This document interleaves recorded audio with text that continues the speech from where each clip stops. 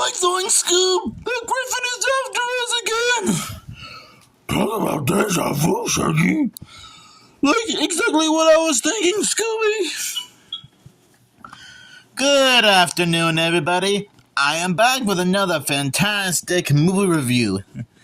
And if that impression didn't give it away, I'm gonna be doing a second look on Scooby-Doo, Abracadabra-Doo, original movie.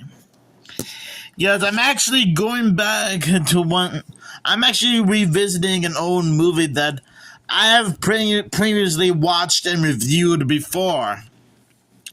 So if you guys have seen this, if you guys have seen my original review of this movie, I'm guessing you probably know what to expect. But just in case you need a little reminder, which I wouldn't blame you, when a scheduled school for musicians faces danger from a fantastical flying creature outside and sinister forces inside, there's just one thing left to say. Abracadabra-Doo! The newest feature-length case of Scooby-Doo and the Mystery Inc. crew. While visiting Velma's sister Madeline, who's enrolled at the Whirling Merlin's Magic Academy, the gang gets lots more than a rabbit emerging from a hut. A greedy ice cream mongrel wants to close the place. A screaming banshee gives everyone the creeps. And a mythical half-dragon, half-lion animal known as the Gryphon seems too real. Can Scooby-Doo, Shaggy, Daphne, Fred, and Velma learn enough tricks of the trade to uncover the secrets that will save the school?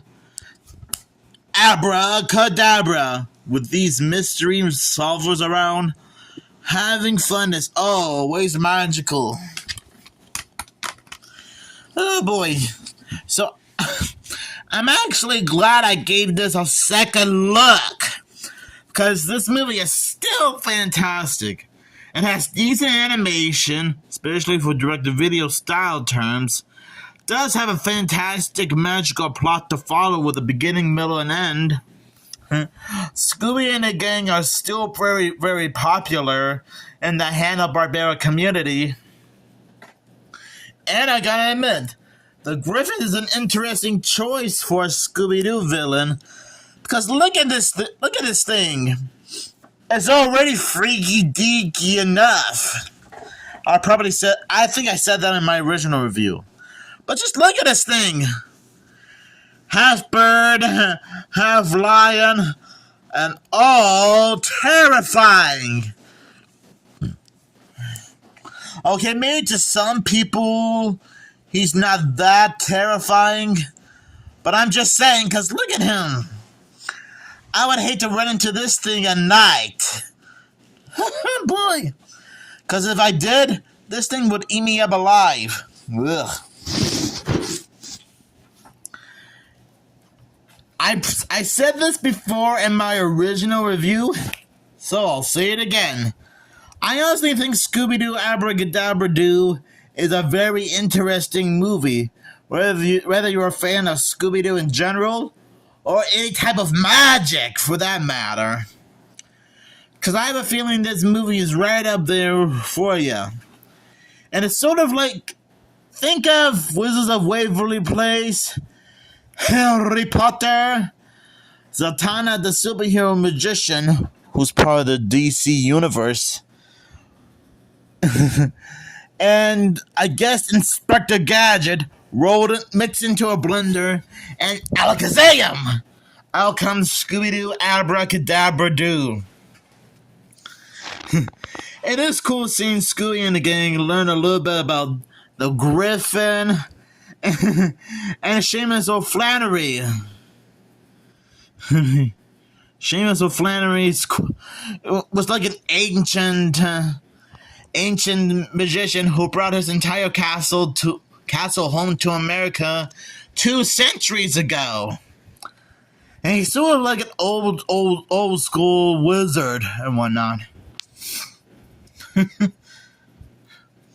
It is pretty cute seeing Scooby and the gang learn all sorts of magic tricks.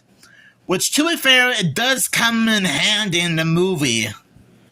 Because it will help. It does help the gang solve the mystery of the Gryphon.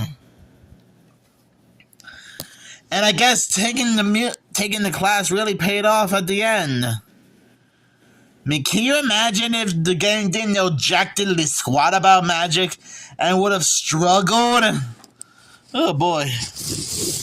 I would hate to say how that would have turned out. And I think I said this before in my original review of Scooby-Doo Abracadabra-Doo, so I'll say it again. I really like Madeline Dinkley in this movie. She's such a fun character to hang out with, either as a friend or a relative. Because I guess she really wants to be like a famous magician, which she does end up becoming at the later at the end of the movie after they wrap up the mystery. And yes, there are a lot of obvious times in this movie where she has a massive crush on Shaggy. And I guess I wouldn't blame him. I wouldn't blame Madeline for having a crush on Shaggy, even if he has to face this overgrown turkey. And seeing Shaggy and Madeline bond with each other is quite adorable. Yeah, even though there are times where Shaggy is a little bit nervous about Madeline liking him, he doesn't really seem to make that big of a fuss about it because I guess he didn't want to offend her that much. It's kind of a shame that Madeline didn't make that many appearances in some of the later Scooby-Doo movies or TV shows. Because to be fair, she probably would have been a decent reoccurring character. You know, like Scrappy-Doo, Scooby-Doo, Vincent Van Gogh, the Hex Girls, Flim Flam, and Dill Tillman, for example. But I'm not gonna make a big fuss about it. And I think the only time she made another appearance was technically in Scooby-Doo Franken-Creepy as like a flashback. And I know that technically doesn't count as her making another appearance, but I'm gonna count it as her making another appearance. And just imagine if Madeline had a big role in Franken-Creepy at some point. I mean, it would be impossible to pull off, but you never know. There are certain clues throughout the movie for the audience to know if the Gryphon is real or fake. I guess they really had to put their magic skills to good use. I seriously think Scooby-Doo Abracadabra-Doo is still a fun movie for everyone to enjoy. And I will admit, I did get a few chuckles on me about the GPS on the mystery machine giving the gang directions to the castle. And they managed to go through all sorts of obstacles, like going over a cliff, avoiding a skunk, or going down some rock slides. Oh man. And the GPS can be a bit of a smart ass to Fred and the gang. And pardon my language, but it's true. Yeah, he does have funny moments in the movie.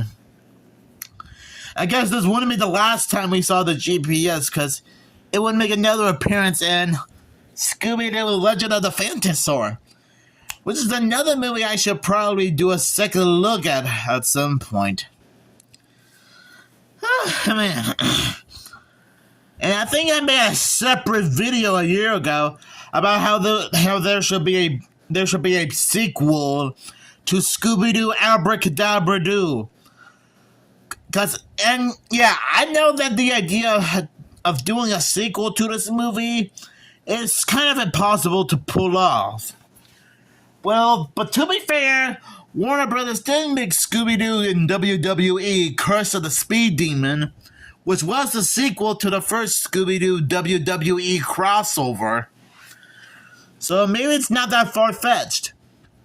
And plus, Mystery Inc. has solved multiple mysteries with Batman and Blue Falcon and Dynamite, as well as solving 2 mysteries with Don Knotts, the Three Stooges, Sandy Duncan, and Cher, and Bill Nye the Science Guy.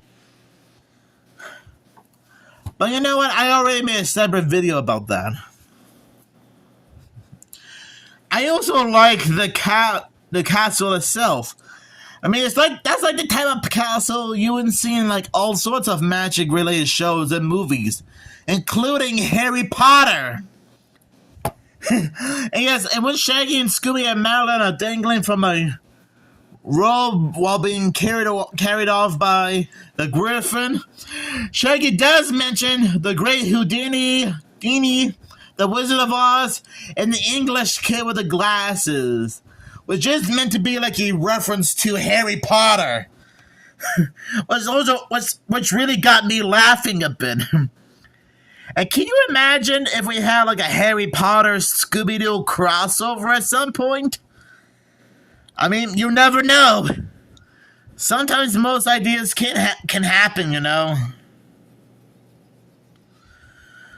So anyways, I still think Scooby-Doo Abracadabra-Doo is one of the greatest movie adventures ever. It is quite magical when you think about it. And I'm glad I gave it a second look review of it, because that's what it deserves. So I'll give this movie 5 golden magical wizard wands out of 5, because that's how magical this movie is. So thank you guys so much for checking out this second look review of Scooby-Doo Abracadabra-Doo. And make sure you have a magical day.